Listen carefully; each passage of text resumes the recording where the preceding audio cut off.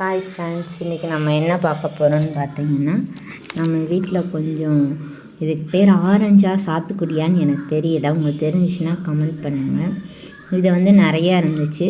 சரி ஜூஸ் போட்டு பாப்பாங்களுக்கு கொடுக்கலாம் அப்படின்னு சொல்லிட்டு எங்கள் வீட்டுக்காரர் ஜூஸ் போட்டார். பாருங்கள், ஒரு பழத்துல எவ்வளோ சாறு வருது அப்படின்னு சொல்லி. எங்கள் வீட்டுக்காரர் தான் இன்றைக்கி ஜூஸ் போடுறாரு. எல்லா பழத்தையும் கட் பண்ணி நம்ம இதில் வச்சு புழிஞ்சிட்ருக்காரு. நாங்கள் இப்படி தான் ஜூஸ் போடுவோம், நீங்கள் எந்த மாதிரி ஜூஸ் போடுவீங்க அப்படின்னு சொல்லி சொல்லுங்கள்.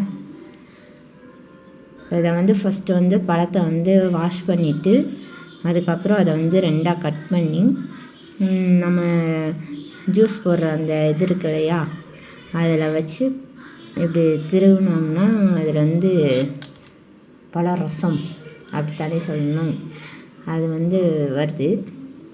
இப்போ அதை எடுத்தாச்சு. நம்ம எல்லா பழத்தையும் கட் பண்ணி எடுத்தாச்சு. இப்போ நம்மளுக்கு இவ்வளோ இது சேர்ந்துருக்கு.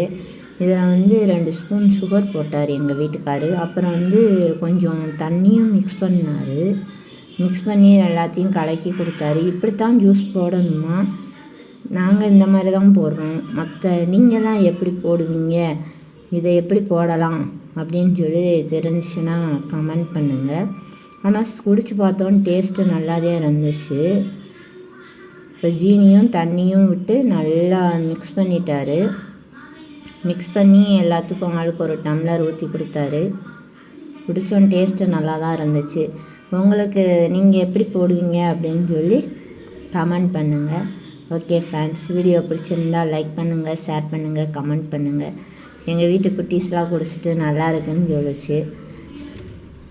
ஓகே ஃப்ரெண்ட்ஸ், இந்த இதை வேறு எப்படி ஜூஸ் போடலாம் அப்படின்னு சொல்லி கமெண்ட் பண்ணுங்கள். ஓகே பாய், அடுத்த வீடியோவில் பார்க்கலாம்.